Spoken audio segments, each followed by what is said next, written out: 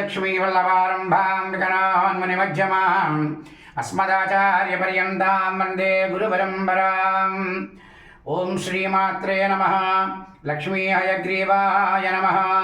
माता पितृसमन्दैवं वसुधा भुवकीर्तितं सर्वतीर्थजलपुण्यं पितॄणां वन्दनमाचरेतु। माता पितृभ्यो नमः। गुरूणां वन्दनं श्रेष्ठं गुरूणामर्चनं तदा गुरूणां स्मरणं नित्यं तस्मै श्रीगुरवे नमः। गुरुपादारविन्दाभ्यां नमः। ओं सरस्वत्यै नमः। ओं ललितायै नमः। रामाय रामभद्राय रामचन्द्राय वेदसे रघुनाथाय नाथाय सीताय पतये नमः। अंजनानन्दनं वीरं जानकी शोकनाशनं कपीशमक्षहन्तारं वन्दे लङ्काभयङ्करं गोष्पदीकृतवारासिं मशकीकृतराक्षसं रामायण महामालारत्नं वन्दे अनिलतात्मजं।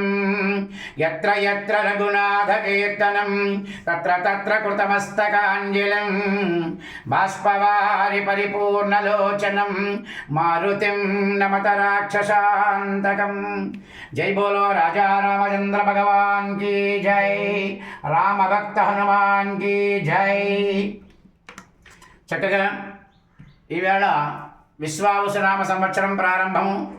ఈ యొక్క ఉగాది అనేటువంటి ఒక మహాపర్వదినం, అంటే యుగమును ప్రారంభం అయ్యేదాన్ని యుగాది అంటారు.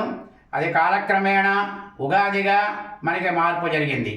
ఉగాది మహాపర్వదినం మన యొక్క సనాతన ధర్మంలో గొప్ప విశేషాన్ని కలగజేసేటువంటి మహాపర్వదినం. ఇక్కడి నుంచే మనకి అన్ని పర్వదినాలు ప్రారంభమవుతూ ఉంటాయి ఈ తెలుగు మాసాల్లో. దానిలో భాగంగా మనకి ప్రధానంగా అవసరమయ్యేటువంటిది ఏమిటంటే, మానవ జీవితంలో ప్రతి వారికి కూడా జన్మ నక్షత్రాన్ని అనుసరించి గోచారము అంతా జరుగుతూ ఉంటుంది. కానీ ఇక్కడ ప్రధానంగా ఏమిటంటే, చాలామందికి జన్మ నక్షత్రాలు తెలియకపోవటం వల్ల నామ నక్షత్రాన్ని అనుసరించి పెడుతూ ఉంటారు. అలా నామ నక్షత్రానికి జన్మ నక్షత్రానికి కూడా కొన్ని మనకి విశేషాలు మనకి ఈ మాసాల్లో జరుగుతూ ఉంటాయి. ఈ 12 మాసాల్లో దీనిని గోచారము అంటారు. మహార్దశ, అంతర్దశ, విదశ, సూక్ష్మదశ అనేటువంటివి కాకుండా ఈ యొక్క మాసము సంవత్సరం నుంచి సంవత్సరం వరకు కూడా జరిగే ఉగాది నుంచి ఉగాది వరకు జరిగేదాన్ని గోచారము అంటారు. ఆ గోచారంలో మనకి ప్రధానమైన విషయాలు భక్తజనాలందరికీ కూడా తెలియజేయడం కోసం ఈవేళ లక్ష్మీ హయగ్రీవ లలితాదేవి అనుగ్రహంతో మనం ముందుకు వస్తున్నాం. ఇలా ప్రతి సంవత్సరం కూడా భక్తజనులందరికీ కూడా మనం తెలియజేసేటువంటి కార్యక్రమం. ముందుగా మనకి మేషరాశిలో ఉండేటువంటి వారు నామ నక్షత్రం అవ్వచ్చు, జన్మ నక్షత్రం అవ్వచ్చు, అశ్విని నక్షత్రము 1, 2, 3, 4 పాదాలు, భరణి నక్షత్రం 1, 2, 3, 4 పాదాలు, కృత్తికా నక్షత్రం 1వ పాదము. వీటికి ఉండేటువంటి ప్రధానంగా ఆదాయం 2, వ్యయం 14గా చెప్పబడింది ఈ సంవత్సరం అంతా కూడా. అలాగే రాజ్యపూజ్యం 5, అవమానం 7 చెప్పబడింది ఈ మేషరాశిలో ఉన్నటువంటి యొక్క నక్షత్రాలకి. ప్రధానంగా ఈ యొక్క రాశిలో ఉండేటువంటి వారందరికీ కూడా స్త్రీలకి అనుకూలమైన వాతావరణం ఏర్పడుతుంది. కానీ శని ప్రభావం వలన కొంచెం మనశ్శాంతి తక్కువగా ఉండడమే కాకుండా ఆరోగ్య భంగం కూడా కలుగుతుంది. అటువంటి వారందరూ కూడా చక్కగా విశేషంగా శనివారం నియమాలు పాటించి శనీశ్వరుడు యొక్క అనుగ్రహం పొందినట్లయితే వారికి ఉండే అనారోగ్యాలు నివారణ అవుతాయి, కార్యసాధన జరుగుతుంది, ఆరోగ్యం బాగుంటుంది. అంతేకాకుండా ఈ రాశిలో ఉండేటువంటి వారందరికీ కూడా గురుబలం బాగా ఎక్కువగా ఉండడం చేత విద్యార్థులు బాగా జ్ఞాపక శక్తి పెరిగి మంచి మార్కులతో ఉత్తీర్ణత చెందుతారు ఈ మేషరాశిలో ఉండే నక్షత్రాలన్నీ కూడా. అదేవిధంగా వ్యాపారములు, వ్యవసాయం చేసేటువంటి వాళ్ళందరికీ కూడా ఈ సంవత్సరం అనుకూలమైన వాతావరణం బాగుంది. మేషరాశిలో ఉండే నక్షత్రాలకన్నిటి కూడా అశ్విని, భరణి, కృత్తికా నక్షత్రాలకి ఉండేటువంటి మగవారందరికీ కూడా వ్యాపార వ్యవసాయాలు అద్భుతంగా ఉన్నాయి. ఇది మేషరాశిలో ఉండేటువంటి గొప్ప విశేషము. ఆ తదుపరి మనకి వృషభ రాశి ప్రారంభమవుతుంది. దీనిలో కృత్తికా నక్షత్రం 2, 3, 4 పాదాలు, రోహిణి నక్షత్రం 1, 2, 3, 4 పాదాలు, మృగశిర నక్షత్రం 1, 2 పాదాలు. వీటిలో ఆదాయము 11గా చెప్పబడింది, వ్యయం 5గా చెప్పబడింది. రాజపూజ్యం 1, అవమానం 3.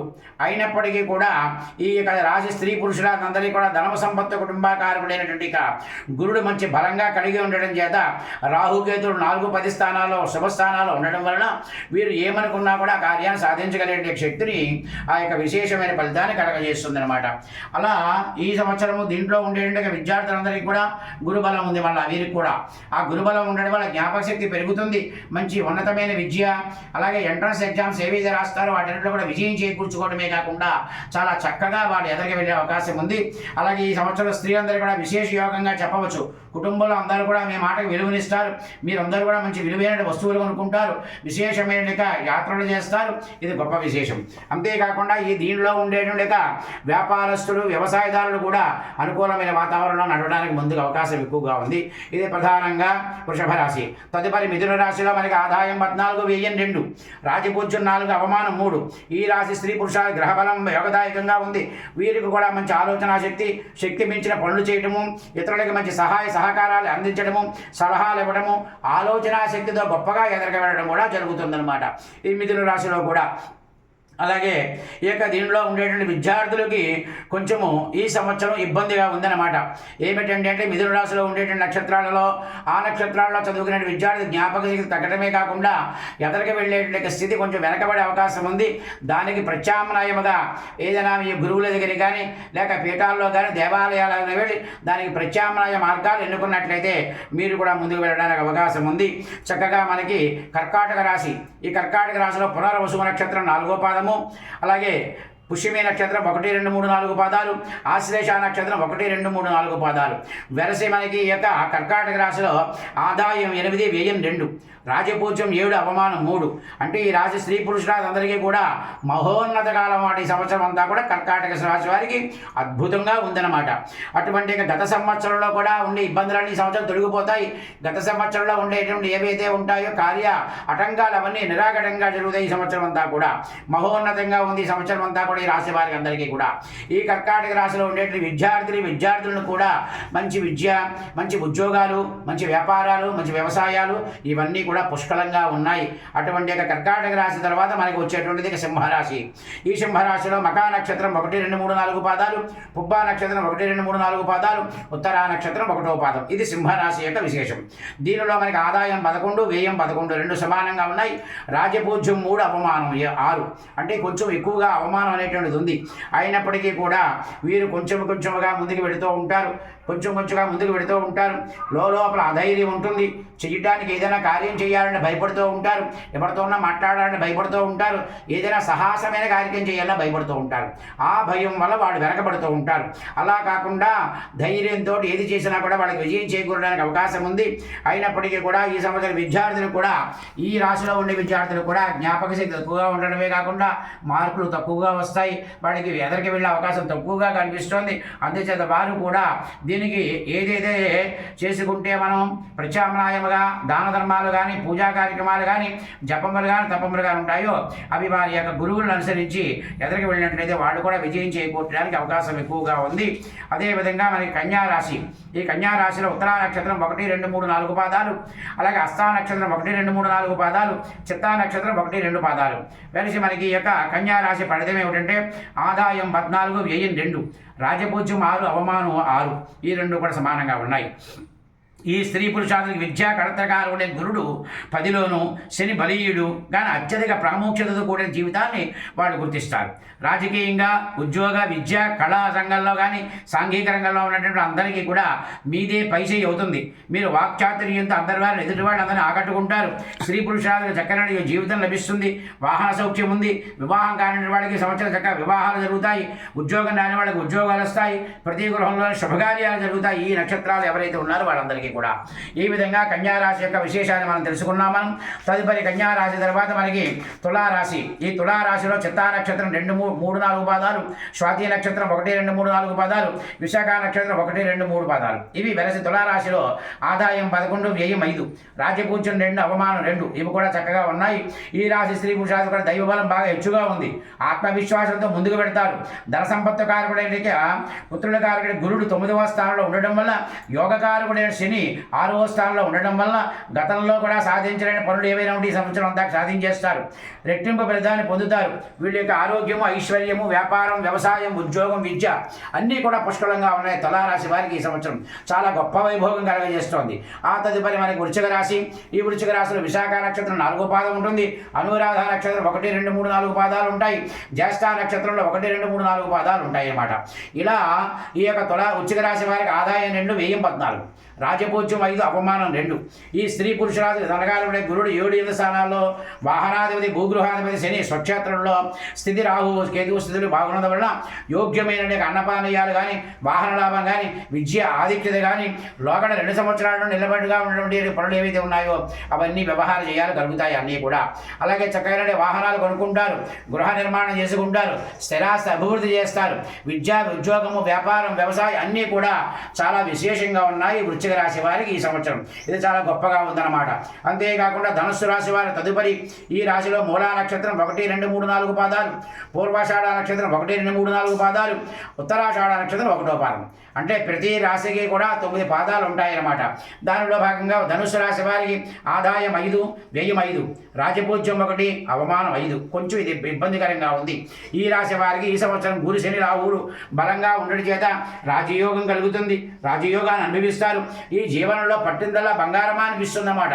వారి జీవితం అంత గొప్పగా ఉంటుందన్నమాట. అటువంటి వైభోగం ధనుస్సు రాశి వారికి ఉంది.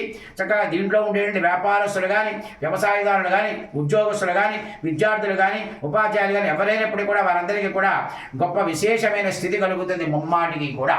తరువాత మనకి మకర రాశి. ఇది దీనిలో ఉత్తరాషాఢ నక్షత్రం 1, 2, 3, 4 పాదాలు, అలాగే శ్రవణ నక్షత్రం 1, 2, 3, 4 పాదాలు, ధనిష్ఠ నక్షత్రం 1, 2 పాదాలు, వెరసి 9 పాదాలకి కూడా ఆదాయం 8, వ్యయం 14, రాజపూజ్యం 4, అవమానం 5. ఇలా ఈ రాశి వారికి, మకర రాశి వారికి ఈ సంవత్సరం ఈ రాశి స్త్రీ పురుషార్థానికి కూడా పెద్ద పెద్ద గ్రహాలు బలంగా ఉన్నాయి. ఇది శని యొక్క రాశి. ఏలినాటి శని దోషం పూర్తిగా తొలుగుతోంది. తాము పట్టిన బంగారమా అన్న విధిగా ఉంటుంది. గృహంలోని పైన కూడా ప్రాముఖ్యమైన లాభదాయకమైన పనులు చేయడం వల్ల గౌరవాదాలు లభిస్తాయి, బహుమానాలు పొందుతారు. అప్రయత్నంగా సన్మాన సత్కారాలు జరుగుతూ ఉంటాయి. ఈ రాశి వారికి శని వెళ్ళిపోతున్నాడు కాబట్టి ఆయన ఉన్నతమైన స్థితిని కలగజేస్తాడు. వివాహం కాని వాడికి వివాహము, ఉద్యోగం లేని వాడికి ఉద్యోగము, వ్యాపారం లేని వాడికి వ్యాపారము, గృహం లేని వాడికి గృహము, సంతానం లేని వాడికి సంతానము. ఇలా ఈ ఏలినాటి శని వెడుతూ వాటికి కోట్ల రూపాయల విలువైనా కూడా ఆ ద్రవ్యాన్ని ఇచ్చి పెడతాడు. అది మకర రాశి వారికి గొప్ప విశేషాన్ని కలగజేసేటువంటి స్థితి. విశ్వాసనామ సంవత్సరంలో గొప్ప వైభోగం మకర రాశికి. ఆ తదుపరి కుంభరాశి.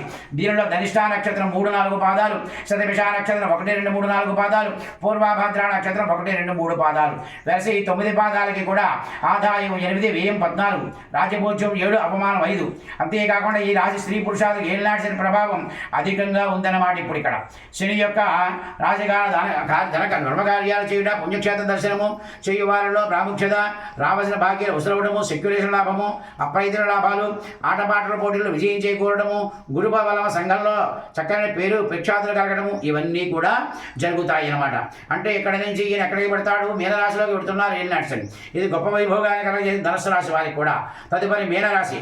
పూర్వభాద్ర నక్షత్రం 4వ పాదం, ఉత్తరాభాద్ర నక్షత్రం 1, 2, 3, 4 పాదాలు, రేవతి నక్షత్రం 1, 2, 3, 4 పాదాలు. వెరసి ఈ 9 పాదాలకి కూడా ఆదాయం 5, వ్యయం 5, రాజపూజ్యం 3, అవమానం 1. అంటే ఈ రాశి స్త్రీ పురుషాదికి ఏలినాటి శని ప్రభావం ద్వాదశమయందు రాహువు వలన జీవితం పరీక్షాకాలంగా ఉంటుంది అన్నమాట. ఏ పని తలపెట్టినా అవ్వడానికి కూడా ముందుకు వెళ్ళినా కూడా చేయలేము. అంతేకాకుండా ఆర్థికమైన పరిపుష్టి చాలా లోపిస్తుంది, ఆరోగ్యం లోపిస్తుంది, ఆర్థికమైన పరిపుష్టి లోపిస్తుంది, ఏ పని ఎదరగలదు. ఉద్యోగంలో ఉండేటువంటి వారికి ఆ పైన ఉన్నతాధికారుల వల్ల ఒత్తిడి ఎక్కువగా ఉంటుంది. వ్యాపారం చేసేటువంటి వాడికి లాగా నష్టాలు కలుగుతూ ఉంటాయి. వ్యవసాయం చేసేటువంటి వాడికి పంటలు కలగవు. ఇలా వీళ్ళకి చాలా ఇబ్బందులు కలుగుతాయి అన్నమాట. అందుచేత ఈ మీనరాశిలో ఉండేటువంటి పాదాలు ఏవైతే ఉన్నాయో, ఎవరైతే ఈ నక్షత్రాల వాళ్ళు ఉన్నారో వాళ్ళందరూ కూడా శనేశ్వరుడు ఆరాధన చేయటము, శనికి జపాలు చేయించుకోవడము, శనేశ్వరుడికి చక్కగా దాన ధర్మాలు చేయడం, ఇవి గొప్పగా కలగజేసేటువంటి విశేషం. కాబట్టి దీనిని మీరు వైభోగంగా ఈ మీనరాశి వాళ్ళు ఏదైతే ఉంటాయో విషయాలన్నీ మీ గురువును సంప్రదించి మీ యొక్క ఆయురారోగ్య భోగభాగ్యాలతో విరాజిల్లాలని కోరుకుంటున్నాం. అంతేకాకుండా మనకి ఈ సంవత్సరంలో చక్కనైన వాతావరణం ఉంది. అంతేకాకుండా మనకి ఈ సంవత్సరం గ్రహణాలు కూడా ఉన్నాయి 2. ఈ 2 గ్రహణాలు ఏమిటి అంటే 7, 9, 2025 తేదీ భాద్రపద భాద్రపద శుద్ధ పౌర్ణమి ఆదివారం నాడు మనకి చంద్రగ్రహం పరిపూర్ణమి చంద్రగ్రహణం పడుతుంది. అలాగే మరలా వచ్చే సంవత్సరం 2026 సంవత్సరంలో 3/3/2026 తేదీ మంగళవారం పాల్గొన శుద్ధ పౌర్ణమి రోజున మరలా సంపూర్ణ చంద్రగ్రహణం ఏర్పడుతుంది. అందుచేత ఈ గ్రహణాల్లో కూడా ఏం చేసుకోవాలో మీ గురువులు కానీ అలాగే పెద్దవాళ్ళని సంప్రదించి ఎదురుకి వెళ్ళాలి. అంతేకాకుండా ఇదంతా గొప్ప విశేషాన్ని కలగజేసేటువంటి విశ్వావసునామ సంవత్సరం. దీనిలో మనకి ఎంతోమందికి ఇబ్బంది లేదు, కొంతమందికి మాత్రమే ఇబ్బంది ఉంది. ఆ ఇబ్బంది తొలగించుకోవడానికి కూడా భగవదానుగ్రహం ఉంది. కాబట్టి చక్కగా మీరందరూ కూడా ఈ ఉగాది పర్వదినాన దేవాలయాలను సందర్శించుకోవడం, పీఠాలను సందర్శించుకోవడం, గురువులను సందర్శించడం, పెద్దవాళ్ళ దగ్గర ఆశీస్సులు తీసుకోవడం, ఇవన్నీ ఎవరైతే చేస్తారో మంచి మనస్సుతోటి వారందరికీ కూడా ఆయురారోగ్య భోగభాగ్యాలు ముమ్మాటి కలుగుతాయి కాక. అంతేకాకుండా మా లక్ష్మీ హైగ్రీవ లలితా అమ్మవారి దివ్యమైన ఆశీస్సం మీ అందరికీ పరిపూర్ణంగా కలిగి విశ్వావసునామ సంవత్సరంలో మీరందరూ కూడా ఆయురారోగ్య భోగభాగ్యాలతో విరాజులుగాక. సహనా భవతు సహనో భునక్తు సావీర్యం గ్రవావహి తేజస్వినామతి సమస్తమా విద్విషావహి. ఓం శాంతి శాంతి.